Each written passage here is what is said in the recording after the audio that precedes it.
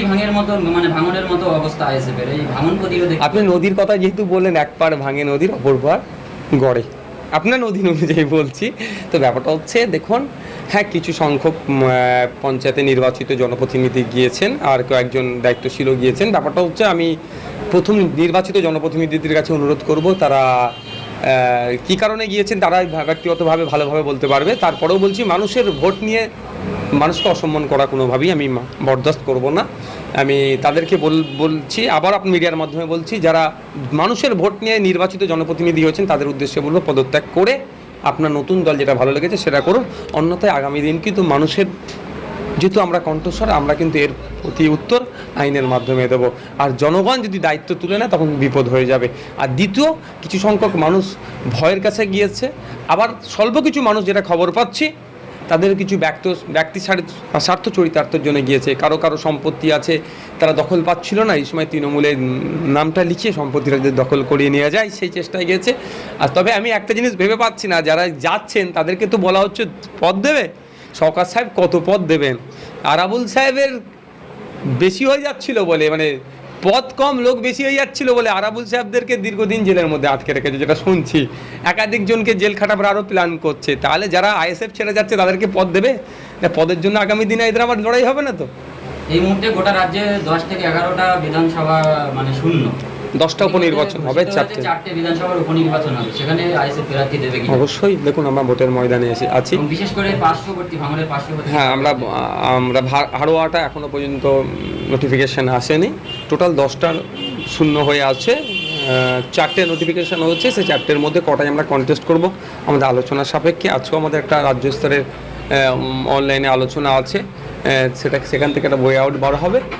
রাজ্য committee decide করবে যেখানে করা যায়, কম্পিটিশন করা যায় সেই জায়গাগুলোতে কম্পিটিশন করবে। উপনির্বাচনে বামেদের সঙ্গে কোনো প্রকার জোটের সম্ভাবনা আছে কিনা? দেখুন, আমরা সবসময় বলছি যে আমরা জোট থেকে বেরিয়ে যাওয়ার পক্ষে নয়। আমরা চেয়েছিলাম এই নির্বাচনে, লোকসভা নির্বাচনে বাম, কংগ্রেস, আইএসএফ ঐক্যবদ্ধ হয়ে বিজেপিকে, তৃণমূলকে কোণঠাসা করি। কিন্তু প্রথমেই কংগ্রেস বেরিয়ে গিয়েছিল, তারপরে বামেরা যে সিট দিচ্ছিল আমাদের কাছে সেটা সম্মানজনক লাগছিল না, বা আমরা যেটা চাইছিলাম হয়তো বামেদের সেটা ভালো লাগছিল না। ফলে আমরা আলাদাভাবে লড়াই করেছি। এই উপনির্বাচনে এখনও পর্যন্ত এই ধরনের কোনো প্রস্তাব আসেনি, আসলে বিবেচনা করব। ভাঙড়ের বিভিন্ন জায়গায় আপনাদের কর্মীদের অনেকের বাড়িতে বোমাবাজি হয়েছে, দোকান বন্ধ করে দেওয়া হয়েছে, অনেকের বাড়ি ভাঙচুর হয়েছে, এখনও অনেকের দোকান বন্ধ। এই কী ব্যবস্থা দিয়েছে? 4টে মতো এখন দোকান বন্ধ আছে, যেটা ভগবানপুর অঞ্চলের মধ্যেই পড়ছে। বাকি যেগুলো ছিল আমরা প্রশাসনেরকে দ্বারস্থ হয়েছিলাম, প্রশাসনকে দিয়ে সেগুলো খুলিয়েছি। এগুলো বাকি আছে, এগুলো আশা করছি প্রশাসন দ্রুত খুলে দেবে। এবং যেগুলো আমাদের সাথে অন্যায় হচ্ছে প্রতিটায় আমরা কিন্তু ডিজিপিকে পর্যন্ত আমরা জানিয়েছি। যদি অ্যাকশন না নেয়, দেখছেন আপনারা নিশ্চিতভাবে জানেন কলকাতা হাইকোর্টে এই পোস্ট পোর্টাল ভায়োলেন্স মর্মে একটা কেস চলছে। প্রয়োজনে সেখানে আমরা পার্টি হতে পারি, বা সমস্ত আমাদের যেগুলো সারা রাজ্যে যে আমাদের সাথে যে অন্যায়গুলো হচ্ছে সেইগুলোকে সামনে রেখে আমরা কোর্ট আইনের দ্বারস্থ হতে পারি। তার আগে যদি প্রশাসনের পক্ষ থেকে সদর্থক ভূমিকা নেয়, যারা অন্যায় করছে তাদের বিরুদ্ধে যদি কঠোর ব্যবস্থা গ্রহণ করে, তাহলে ওয়েল অ্যান্ড গুড, নাহলে আমরা কোর্টের দ্বারস্থ হবো। শাকিরুলের সঙ্গে একটা সংযুক্ত প্রশ্ন, যে কার্যত তৃণমূল দল ভাঙিয়ে নিচ্ছে আপনাদের, প্রায়শই শওকত মোল্লার হাত ধরে অংশগ্রহণ করছে আইএসএফ কর্মীরা। তো এই নদী ভাঙের মতো মানে ভাঙনের মতো অবস্থা আইএসএফের, এই ভাঙন প্রতিরোধে। আপনি নদীর কথা যেহেতু বললেন, এক পার ভাঙে নদীর অপর পার গড়ে, আপনার নদী অনুযায়ী বলছি। তো ব্যাপারটা হচ্ছে দেখুন, হ্যাঁ কিছু সংখ্যক পঞ্চায়েতে নির্বাচিত জনপ্রতিনিধি গিয়েছেন আর কয়েকজন দায়িত্বশীলও গিয়েছেন। ব্যাপারটা হচ্ছে আমি প্রথম নির্বাচিত জনপ্রতিনিধিদের কাছে অনুরোধ করব, তারা কী কারণে গিয়েছেন তারা ব্যক্তিগতভাবে ভালোভাবে বলতে পারবে। তারপরেও বলছি, মানুষের ভোট নিয়ে মানুষকে অসম্মান করা কোনোভাবেই আমি বরদাস্ত করব না। আমি তাদেরকে বলছি, আবার আপনি মিডিয়ার মাধ্যমে বলছি, যারা মানুষের ভোট নিয়ে নির্বাচিত জনপ্রতিনিধি হয়েছেন তাদের উদ্দেশ্যে বলবো, পদত্যাগ করে আপনার নতুন দল যেটা ভালো লেগেছে সেটা করুন। অন্যথায় আগামী দিন কিন্তু মানুষের, যেহেতু আমরা কণ্ঠস্বর, আমরা কিন্তু এর প্রতি উত্তর আইনের মাধ্যমে দেবো। আর জনগণ যদি দায়িত্ব তুলে নেয় তখন বিপদ হয়ে যাবে। আর দ্বিতীয়, কিছু সংখ্যক মানুষ ভয়ের কাছে গিয়েছে, আবার স্বল্প কিছু মানুষ যেটা খবর পাচ্ছি তাদের কিছু ব্যক্তি স্বার্থ চরিতার্থের জন্য গিয়েছে। কারো কারো সম্পত্তি আছে, তারা দখল পাচ্ছিল না, এই সময় তৃণমূলের নামটা লিখিয়ে সম্পত্তিটা যদি দখল করিয়ে নেওয়া যায় সেই চেষ্টায় গিয়েছে। আর তবে আমি একটা জিনিস ভেবে পাচ্ছি না, যারা যাচ্ছেন তাদেরকে তো বলা হচ্ছে পদ দেবে, সরকার সাহেব কত পদ দেবেন? আরাবুল সাহেবের বেশি হয়ে যাচ্ছিল বলে, মানে পদ কম লোক বেশি হয়ে যাচ্ছিল বলে আরাবুল সাহেবদেরকে দীর্ঘদিন জেলের মধ্যে আটকে রেখেছে, যেটা শুনছি।